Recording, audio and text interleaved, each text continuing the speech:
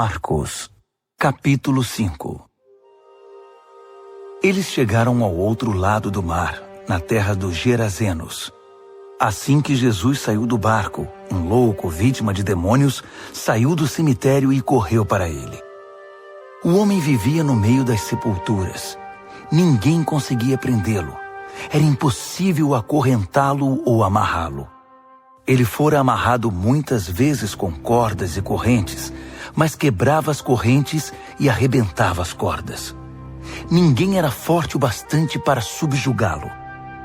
Noite e dia, vagava entre as tumbas e pelas colinas, gritando e cortando o próprio corpo com pedras pontiagudas.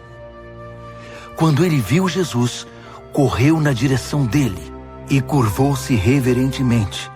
Depois, rugiu em protesto. O que queres comigo, Jesus, Filho do Deus Altíssimo? Em nome de Deus, não me perturbes. Jesus havia ordenado ao espírito maligno: Fora! Saia deste homem! Jesus perguntou: Diga-me seu nome. Ele respondeu: Meu nome é Multidão, pois somos muitos. Em desespero, implorou a Jesus que não o expulsasse daquela região. Uma grande manada de porcos estava pastando numa colina perto dali. Os demônios então suplicaram a Jesus: Manda-nos para os porcos, permita que vivamos neles. Jesus permitiu. Mas aos porcos aconteceu pior do que ao homem. Enlouquecidos, correram, pularam de um penhasco, caíram no mar e se afogaram. Aterrorizados, os que cuidavam dos porcos saíram em disparada e contaram o incidente na cidade e na região. Todos queriam ver de perto o que havia acontecido. Eles encontraram Jesus e viram um louco assentado, usando roupas decentes e em perfeita saúde, não mais como alguém fora do juízo. Os que haviam presenciado a cena contaram aos outros o que acontecera ao endemoniado e aos porcos. No princípio, os curiosos ficaram impressionados. Depois, ficaram revoltados por causa dos porcos que haviam perdido e imploraram a Jesus que saísse dali e nunca mais voltasse. Jesus estava indo para o barco e o homem que fora liberto dos demônios pediu para acompanhá-lo, mas o mestre não o permitiu. Em vez disso, aconselhou: Vá para casa, para seu povo. Conte-lhes o que o mestre, num gesto de misericórdia, fez por você. O homem voltou e, na área das 10 cidades, dava testemunho do que Jesus havia feito por ele. Ele se tornou o assunto da cidade.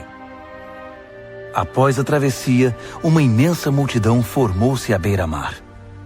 Um dos líderes da sinagoga, chamado Jairo, foi falar com Jesus. Ajoelhou-se diante dele e suplicou: Minha filhinha está à beira da morte. Vem comigo e impõe as mãos sobre ela para que melhore. Jesus foi com ele, e a multidão inteira os acompanhou, apertando-o e empurrando-o. Uma mulher que estava sofrendo de hemorragia havia 12 anos ouviu falar de Jesus. Muitos médicos haviam tratado dela, mas sem sucesso. Levaram todo o seu dinheiro e a deixaram pior que antes. Ela esgueirou-se por trás dele e tocou sua roupa. Ela pensava: Basta eu tocar em sua roupa para ficar boa. No momento em que o tocou, a hemorragia parou. Ela pôde sentir a mudança. Sabia que estava livre daquele mal. No mesmo instante, Jesus sentiu que dele saíra poder. Voltou-se para a multidão e perguntou: Quem tocou minha roupa? Os discípulos disseram: Como assim? A multidão empurra e aperta de todo lado, e o Senhor quer saber quem o tocou? Mas ele insistiu, olhando ao redor para ver quem o tocara. A mulher, sabendo o que havia acontecido e que o havia tocado, tremendo de medo, ajoelhou-se diante dele e contou toda a história.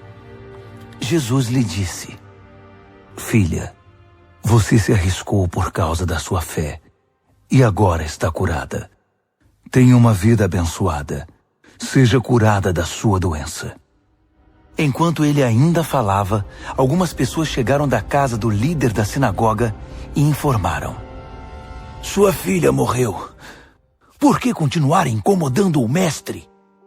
Ouvindo o que diziam, Jesus tranquilizou o homem. "Não dê atenção a eles. Apenas confie em mim." Ele não permitiu que ninguém fosse com ele, exceto Pedro, Tiago e João. Entraram na casa, abrindo caminho entre os fofoqueiros, sempre ávidos por uma novidade, e pelos vizinhos que haviam trazido comida. Jesus foi ríspido com eles. "Por que todo esse falatório e essa choradeira sem sentido? A criança não está morta, está dormindo." As pessoas na casa zombavam dele, achando que ele não sabia o que estava dizendo. Contudo, Jesus dispensou todos eles, chamou o pai e a mãe da criança e seus companheiros e entrou no quarto da menina. Segurando a mão dela, ordenou: "Talita, cumi", que significa: "Menina, levante-se." Ela se levantou e começou a andar. A menina tinha 12 anos de idade. Os pais, obviamente, não continham a alegria, mas Jesus deu ordens estritas para que não contassem nada a ninguém e ordenou: "Deem a ela alguma coisa para comer."